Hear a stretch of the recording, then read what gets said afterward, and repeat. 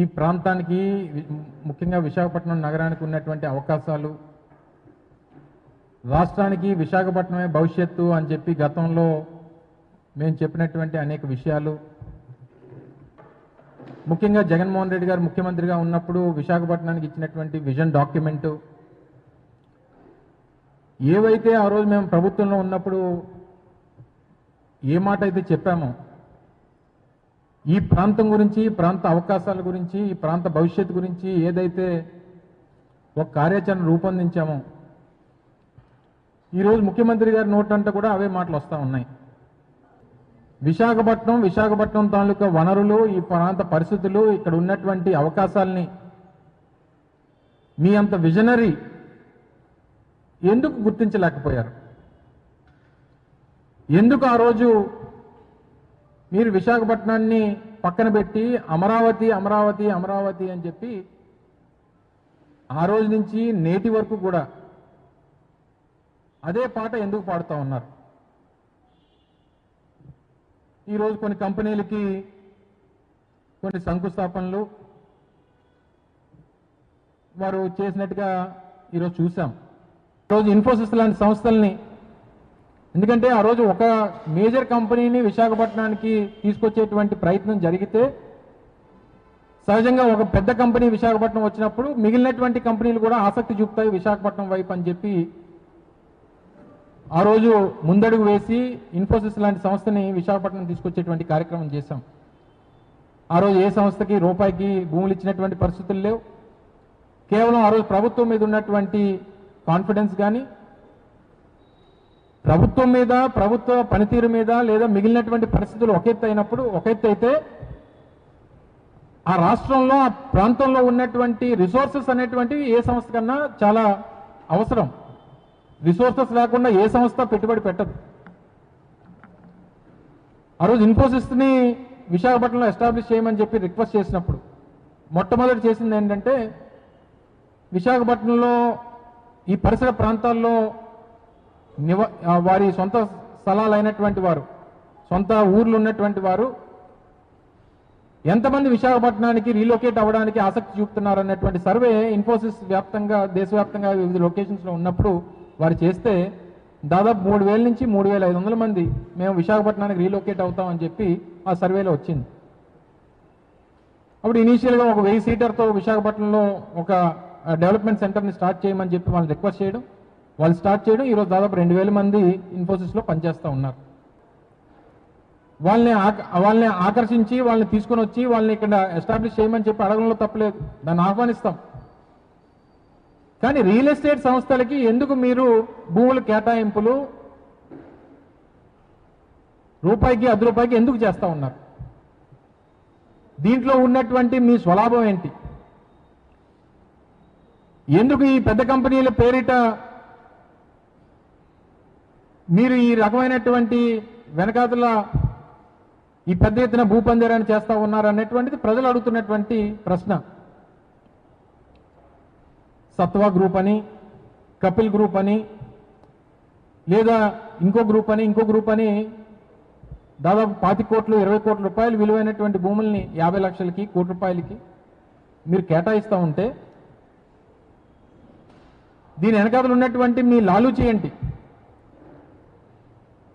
ఇవే గ్రూప్స్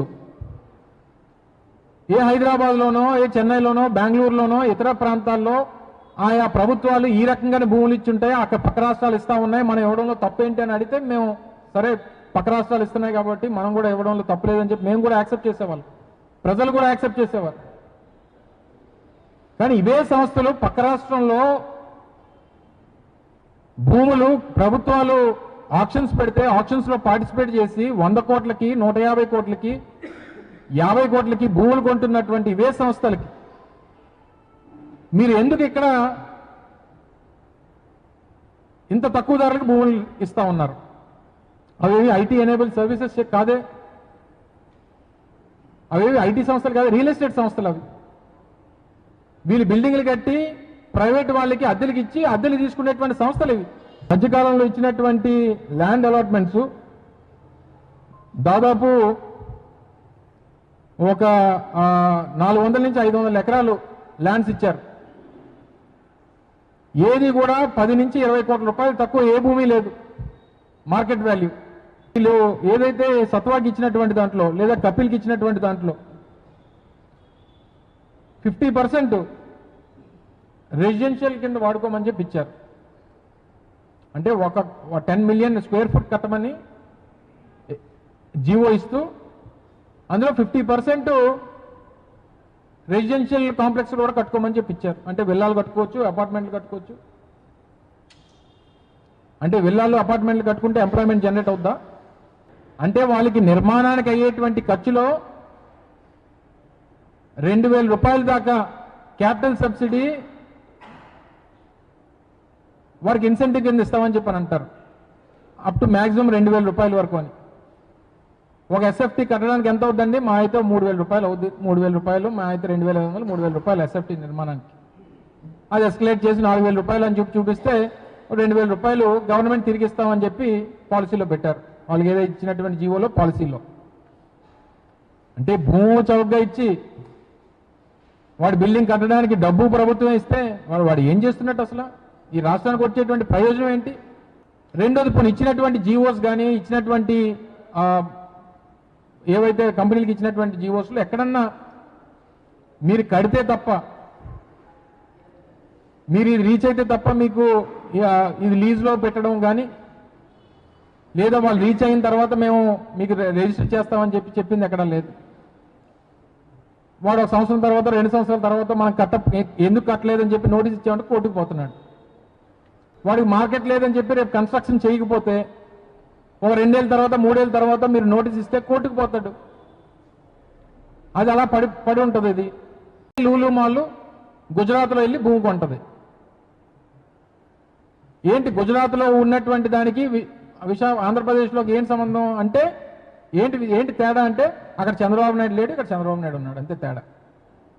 అక్కడ కూడా ఒక చంద్రబాబు నాయుడు ఉండుంటే అక్కడ కూడా ఫ్రీగా ఇచ్చేవాడు. ఇదే లూలు సంస్థ హైదరాబాద్లో అద్దెకి భూములు అద్దెకి బిల్డింగులు తీసుకుంటుంది. ఆ సొంత ఊరు రాష్ట్రం అయినటువంటి కేరళలో భూములు కొనుక్కుంటుంది. గుజరాత్ వెళ్ళి అక్కడ భూములు కొంటుంది. అన్ని దగ్గర భూములు కొంటుంది. కానీ ఆంధ్రప్రదేశ్ వచ్చేసరికి మాత్రం చంద్రబాబు నాయుడు సందర్పణ ఫ్రీగా ఇవ్వడానికి చంద్రబాబు నాయుడు గారు ఉన్నారు. తీసుకుందాం, మనకే పోయింది. ఇదంతా దేనికనంటే ఎండ్ ఆఫ్ ద డే కొడుకు పబ్లిసిటీ కోసం, పెయిడ్ ప్రమోషన్ కోసం. ఎక్కడన్నా మన ఈ అడ్వర్టైజ్మెంట్లు ఈ కంపెనీలు అవి అడ్వర్టైజ్ చేసుకుంటూ ఉంటాయి. కానీ గవర్నమెంట్ పెయిడ్ అడ్వర్టైజ్మెంట్ ఎక్కడ జరుగుతుందంటే మన రాష్ట్రంలో జరుగుతూ ఉంది. అంటే కేవలం తన కొడుకుని మార్కెటింగ్ చేసుకోవడం కోసం, పబ్లిసిటీ చేసుకోవడం కోసం ప్రభుత్వ సొమ్ముని, ప్రభుత్వం తాలూకా ఎక్స్చెకర్ నుంచి నష్టపోతున్నటువంటి డబ్బుని తన కొడుకు ప్రమోషన్ కోసం వాడుకునేటువంటి ప్రభుత్వం, ఈ రాష్ట్రం, ఆ నాయకత్వం ఈరోజు ఈ రాష్ట్రంలో ఉన్నందుకు చాలా బాధపడతా ఉన్నాం. ఆ నేషనల్ మీడియాలో ఎంత పరుగు పోగొట్టుకున్నారో, దేశవ్యాప్తంగా ప్రజలను తిట్టారో అనేటువంటి చూసాం. ఈ మార్కెటింగ్ ఇవన్నీ మానేసి చేయాల్సినటువంటి పనుల మీద దృష్టి పెట్టి ఇప్పటికన్నా విశాఖపట్నం తాలూకా స్ట్రెంగ్త్, ఇక్కడ ఉన్నటువంటి ఎకనామిక్ గ్రోత్ ఇంజిన్ ఈ రాష్ట్రానికి విశాఖపట్నమే అనేటువంటి మాట ఆ రోజు జగన్మోహన్ రెడ్డి గారు ఏదైతే చెప్పారో ఆయన అడుగుజాడలో నడాల్సినటువంటి పరిస్థితి మీకు ఈరోజు వచ్చింది. అదైనా దయచేసి గమనించి ఎవరు విజనరీయో, ఎవరు ఆలోచన విధానం ఏంటో అనేటువంటిది ఒకసారి ప్రజలను కూడా మీ ద్వారా గమనించమని చెప్పి కోరుతూ